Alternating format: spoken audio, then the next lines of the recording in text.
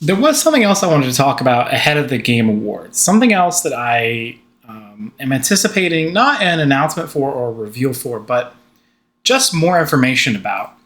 So, Resident Evil 9 Requiem was announced earlier this year back at Summer's Games Fest, which was back in June. And even though it has been almost 6 months, and even though the game comes out at the end of February, so in, just over 3 months now, maybe 4 months, I suppose, I feel like we know basically nothing about this game. Somehow Capcom has managed to release like half a dozen trailers for this game, but they have managed to recycle like the same 30 minutes of footage, which in my opinion has to be showing the same 20 minutes of gameplay. The same like first 20 minutes of the game. It's like the opening section of the Baker estate from Resident Evil 7. That's what this section is. That's the entirety of this section. That's my guess, is we have seen the first 20 to 30 minutes of Resident Evil Requiem and nothing else. And that kind of amazes me. And so it has led to a lot of speculation and a lot of annoying, spam, AI generated now, clickbaity videos on YouTube. Every day, every motherfucker's got a new theory or leak about XYZ, mostly revolving around how Leon is secretly in the game. But I just find it so strange that they have kept so much information so close to the chest. And even before this happened, we went so long without any information about the game at all. And then even when they said, hey, look, we basically soft announced it. I think there was a director who came out and said, yeah, we're working on 9, basically. And that was the first official announcement that, yes, 9 was the next thing coming.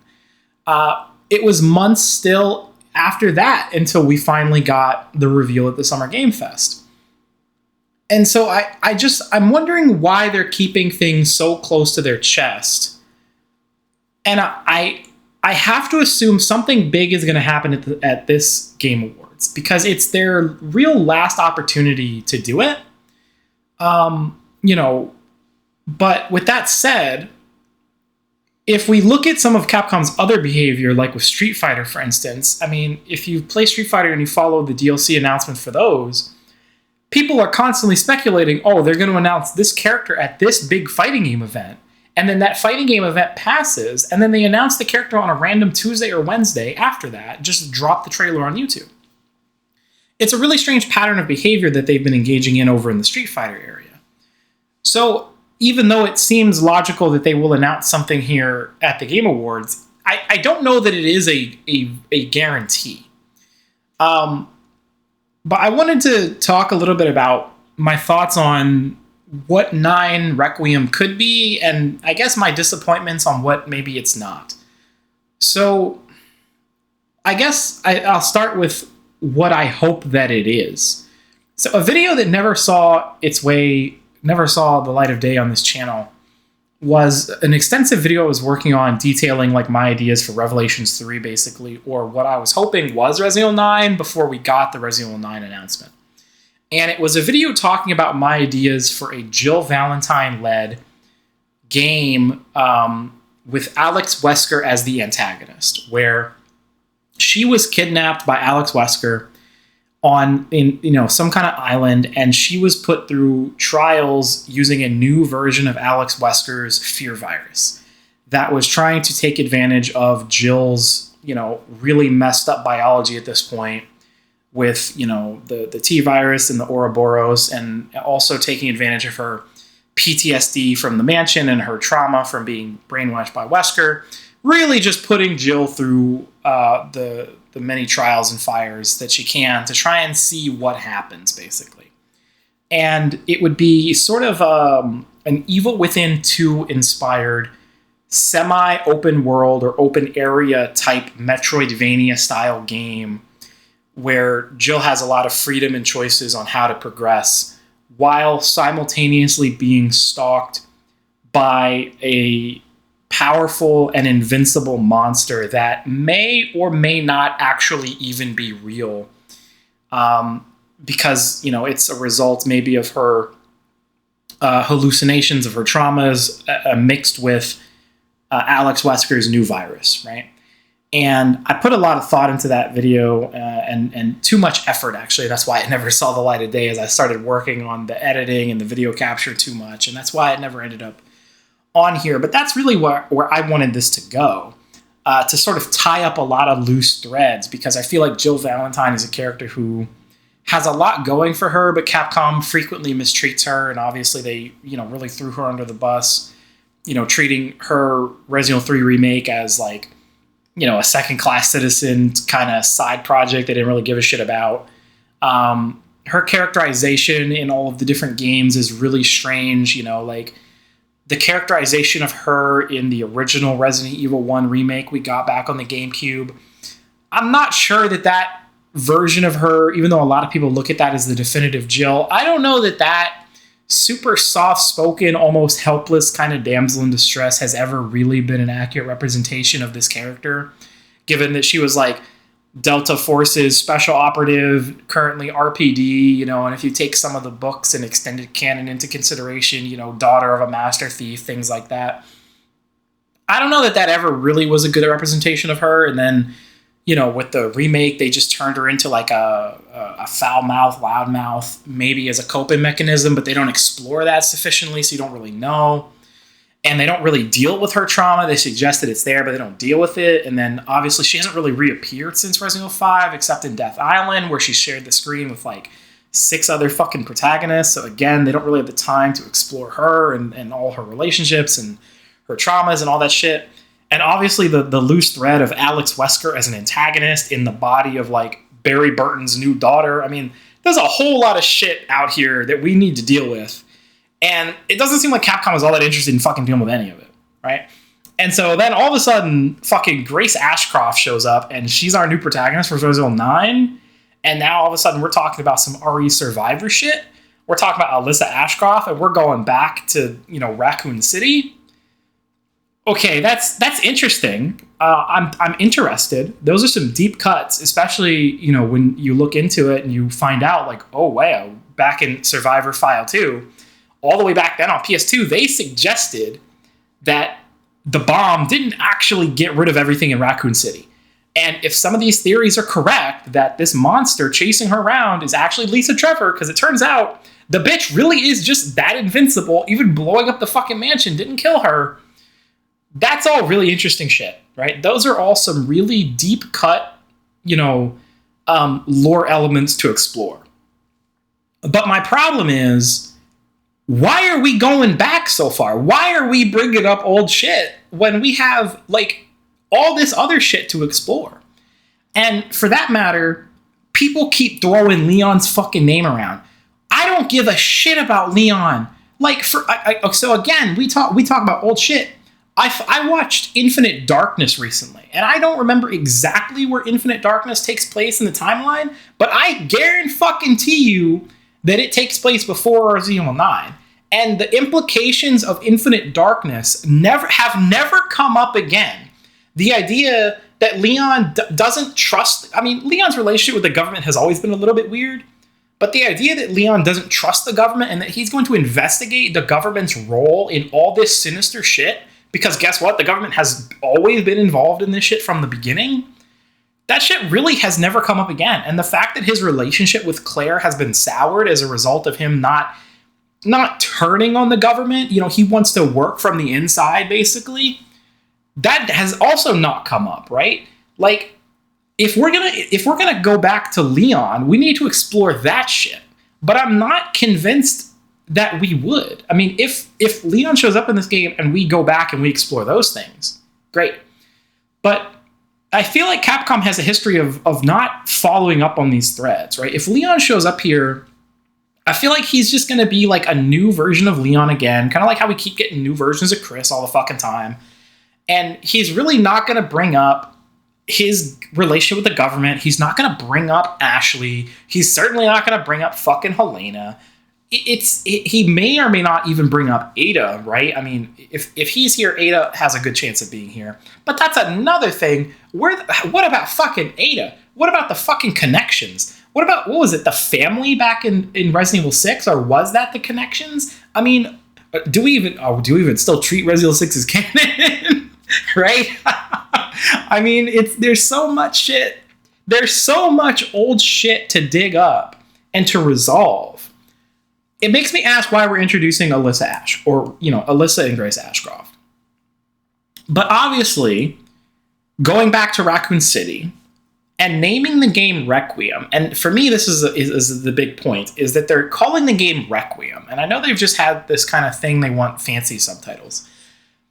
But I feel like when you name your game Requiem, there's implications with that. Requiem, it's not just about the definition of the word, it's about the grandeur of the word. That word carries a certain weight. And I think even in some of the language they've used to talk about this game, where they talk about revolutionizing the series, it's bigger, it's different, it's the best. And I'm sure that's a lot of it's just standard marketing bullshit. But there's this, I think, implication that Resident Evil 9 might actually be the culmination of something, right? That we're actually going to tie this stuff together and finish something. Like there's going to be some kind of conclusion to something. But the question is, what are we concluding? Because of how many things are out there. And I genuinely don't know, right? Because they haven't shown us fucking anything other than the Ashcrofts. And the Ashcrofts really don't have that much to do with anything. I think Grace is just here to be the vulnerable protagonist that you can run away from the big scary monster with, right? And that's fine. I mean, Resident Evil always has this, but that's the least interesting part of Resident Evil to me, right? I'm here for the interesting mechanical gameplay that we get, and I'm here for the characters and the story. And so far, it doesn't seem like Grace is really going to contribute much to any of that. She might. I mean, we don't, but again, we genuinely don't know. And I really need them to tell us at the Game Awards. I need something substantial to point us in the direction of what exactly is Requiem about? Why are we going back to Raccoon City, right? I don't just want this to be another case of there's a new villain, there's a new group, there's a new virus, and there's a new protagonist. I think we've had enough of that, especially after the Winter's duology, which was another thing I didn't understand that they did. So it seemed like they were building trilogies. They had the classic trilogy with the fixed camera angles, and then they had the sort of more action-focused Rebirth trilogy starting with 4, 5, and 6, action-focused trilogy over the shoulder. And then it seemed like they were starting a sort of revival, return to roots, survival horror, first-person perspective trilogy, starting with Ethan Winters and 7. And in 8, in 7 and 8, right, they introduced the idea of Ethan's daughter, Rose. And so there was an implication that even if Ethan didn't survive, we might use the 9th game to explore Rose. And she was set up to have these powers that would make her an interesting protagonist, maybe. And then they just gave her a shitty DLC in 8. It was a weird choice. And then they said, that's it. We're done. We're moving away from this. The Ethan Winters duology is done. What do you mean? What was the point of this? Why did we go on this tangent where Chris changed his face? He got plastic surgery, and then he had he had a brain injury, a traumatic brain injury that made him into an asshole, right? What happened here with the Ethan Winters duology, okay? And what does the mold have to do with anything that has come before, right? And what will it have to do with what's coming next? I still don't think the Abyss virus from Revelations 1 has ever fucking come up again. I'm not sure that it ever has, right? So my theory, my hope is that 9 is sort of a conclusion to the series as we know it so far, and that Requiem will live up to that name, and it will be what 6 should have been, meaning it's going to be big and ambitious, and it will involve a lot of characters. Leon will return, but it will not just be Leon. I'm hoping that other characters will show up. Not like a million characters, but at least other characters who deserve some screen time, right? I think Jill needs to come back. Jill and Leon have never shared screen time in a game, only barely in Death Island the movie. I think Jill and Leon as returning protagonists would be good because, if we're treating Chris and Leon as the two main men, Chris has had more screen time. So give Leon his share of the screen time. I don't know that he necessarily has anything interesting to do, but they seem to like putting a main guy on the screen, okay? And then bring Jill back so she has interesting shit to do and you can wrap up her story. You can conclude everything you set up for, and you can use her as a vehicle to explore what remains of the Wesker storyline on both Alex and Albert, right? And the implications of all of that, and how that ties into what's happening with the Ash Cross. That would be really smart. And then, I'm hoping this is the direction they're going with this, or this is my headcanon, this is what I'd like them to do. Go back to Zero. There's a lot of speculation that we're going to end up going back to Zero. There's going to be a big focus on Zero. Go back to Zero and say, instead of like the Leech Queen, we're going to retcon this a little bit, and there was a little bit more mold involvement. There is the leeches and the mold. Maybe the same thing. Maybe it was a mold queen, or the leeches had ingested the mold. Tie these things back together in the beginning and the end, where the mold had something to do with the beginning of the series, right? And then that can tie into what I would like to see as a remake of Resident Evil 0 and 1 in a single product, because I do not think Resident Evil 0 can be or should be remade on its own. Remake Resident Evil 1 and have the events of Zero take place in and around that game as like side story, DLC, unlockable chapters, somehow within the content of a Resident Evil 1 remake. The story of Zero takes place about Rebecca, okay? And then, frankly, since we're reinventing the whole fucking series and the whole story anyway, use that opportunity to flesh out Rebecca. There's a lot of popular speculation. A lot of it's just, sort of fun shit posting about Rebecca's involvement in the series and why she sort of comes and goes and her relationship with Wesker. And I think they should explore that, right? I think it's a fun angle to take. I'm not saying what angle to take exactly, but the idea that she and Wesker have some kind of relationship beyond what we have seen could be really interesting to tie her more into the events of this story and to maybe give her more of a presence in later games, right? Because we haven't seen, we don't know what direction they're going to take Resident Evil 5, and we haven't seen the events of Resident Evil 1 or Code Veronica yet. I think they have a lot of freedom and flexibility here. And because there were a lot of original plans for Resident Evil 5 that got changed, including involving Sherry Birkin, and because I'm not convinced Resident Evil 6 will ever actually get the remake treatment the way 4 and 5 and 2 and 3 did, I genuinely think they could, and again should, maybe take the route of, we're rewriting the series. We're rewriting history. And if we ever get a Resident Evil 6 again, it will be a very different 6. Or maybe in this timeline, there is no 6. 6 only exists in the old canon, and in this new timeline, there is only 5 and there is only 7. The events of 6 don't take place because the events of 5 are very different, right? That could be interesting. Maybe Rebecca's role is different. Maybe she takes Jill's role in 5, or she takes a role in 5, right? She has some role there. I'm not sure. I think these are all interesting things that they could do.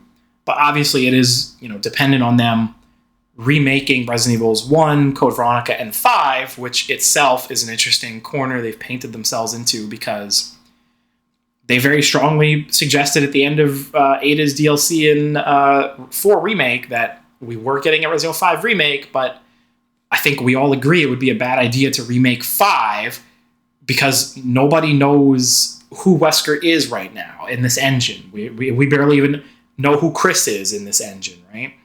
So you kind of need to remake Code Veronica, and you kind of need to remake 1, but what order do you remake these games in? There's the logical order that Capcom has never followed. And then there's the money order, right? Which Capcom does tend to follow. So it's an interesting situation that we're in with this. And obviously 9 is coming out soon, which means that we will be getting a remake next. A remake is coming soon. And I am actually, obviously in the camp of getting a remake of Resident Evil 1. Some people think that they use the word, we don't need it. It's not about what we need. It's about what could we get? What can they do with it? And they can do a lot of interesting shit with it. A remake of Resident Evil 1 right now would be amazing. It's been like 25 years since Resident Evil 1 was remade. Yes, it's a good game. Yes, it's a fine game. They can do something different and they can do something interesting with it. Like, everyone said we didn't need a remake of 2 until the 2 remake came out. Everyone said we didn't need a remake of 4 until the 4 remake came out. And, regarding other series, everyone said like a remake of 7 we didn't need or would be impossible or other shit until, Final Fantasy VII's remake came out. So I think that they should do it. It's just a matter of what order they do it in and what they choose to do with it. Because so far, Resident Evil 2, it had a little bit of missed potential in it. Resident Evil 3 was a huge misfire. Resident Evil 4 was amazing, borderline perfect. And so the track record is a little iffy, but if they continue with what they did with 4, we could get an amazing Resident Evil 1 remake. We could get an amazing Code Veronica remake. And 5 could very well become the best-selling Resident Evil game ever again, right? But I've gotten way off topic on, in terms of Resident Evil 9. I'm getting a little tired of waiting. I don't know why they're holding their cards so close to their chest with this one. Either they have nothing to show, which is unlikely, or they have something fucking crazy to show. Like Resident Evil 9 Requiem is going to be a fucking crazy game. And I'm interested in what their marketing strategy is. Are they going to lay their cards out on the table at the Game Awards? They have to, right? We don't live in a world where they can keep the cards close to the chest until release. They have to lay them out and show us what they're playing with at the Game Awards or sometime soon ahead of the release. They can't just pretend that this is the Grace Ashford game and then the game comes out and it turns out actually it's this massive, reunion of the entire cast, to pull everything together. But I don't know. I genuinely don't know. They have so many threads that they need to tie up, and my hope would be that that's their plan with this. And my fear is that they're just going to do the Capcom thing of introduce a whole bunch of new characters we'll never see again, and a whole bunch of new plot threads that'll never fucking go anywhere. I've gotten a little tired of it. I would really prefer some more cohesive storytelling in my Resident Evil games, personally.